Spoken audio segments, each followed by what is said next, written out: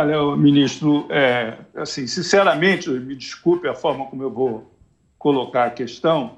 Quer dizer, o senhor está passando para o mundo uma imagem de um ministro que está mais preocupado em defender o grileiro, o madeireiro, o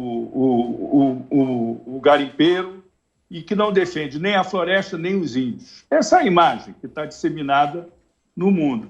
O que o senhor pretende fazer para mudar essa imagem? E afora essas questões que o senhor levantou, principalmente em relação à Amazônia. Olha, Azedo, digamos o seguinte, uma parte dessa imagem construída vem dos maus brasileiros que vão falar mal do Brasil no exterior, porque o presidente Bolsonaro, em várias esferas, fechou a torneira das boquinhas, dos grandes estudos acadêmicos que nunca acabavam, mas tomavam um dinheirão do governo, dos seminários, das viagens, dos projetos aí de entidades que faziam aqueles vamos estar criando para estar estudando, para estar entregando, e não entregava nada e consumia um dinheirão do governo ou dinheiro de doações internacionais. O governo fechou essa boquinha e a turma grita.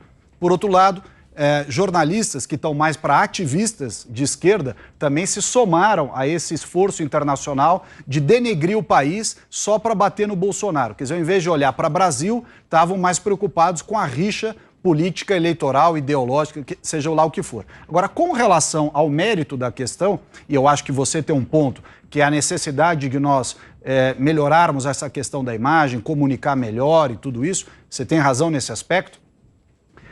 Veja bem o que eu vou te dizer aqui.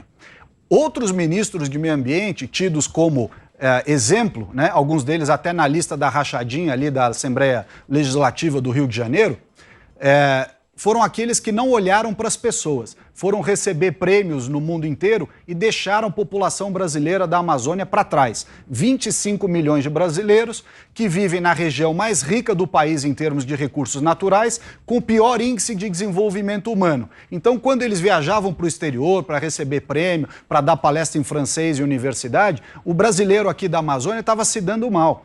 Esse garimpeiro ou madeireiro que você se referiu são brasileiros que, se tivessem alternativa de emprego e renda, talvez estivessem realizando atividades que não fossem ilegais. Faz um paralelo entre o sujeito que vira traficante ou crime organizado nas cidades porque não tem oportunidade, porque não teve educação e tal, e transpõe isso para a floresta. O sujeito está lá, no meio da Amazônia, 25 milhões de brasileiros, sem opção de renda, sem uma melhoria de qualidade de vida, aí aparece alguém e chama o sujeito para ir trabalhar em atividades ilegais, de garimpo, de madeira, de grilagem, atividades que são crime, que precisam ser combatidas, mas que são a única alternativa para essas pessoas que foram deixadas para trás. O que nós defendemos no governo?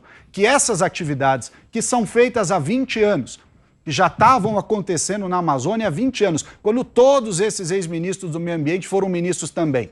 Eles não se preocuparam em regulamentar as coisas, em colocar uma regra ambientalmente correta, né? E quando você finge que um problema não existe, o problema só cresce. Esse problema foi se avolumando, os brasileiros lá da Amazônia continuaram tendo a terra cheia de recursos naturais, querendo minerar e ninguém deixando. Aliás, os indígenas, anteontem nós estivemos lá na terra Munduruku, lá no Pará, e são os próprios indígenas que garimpam.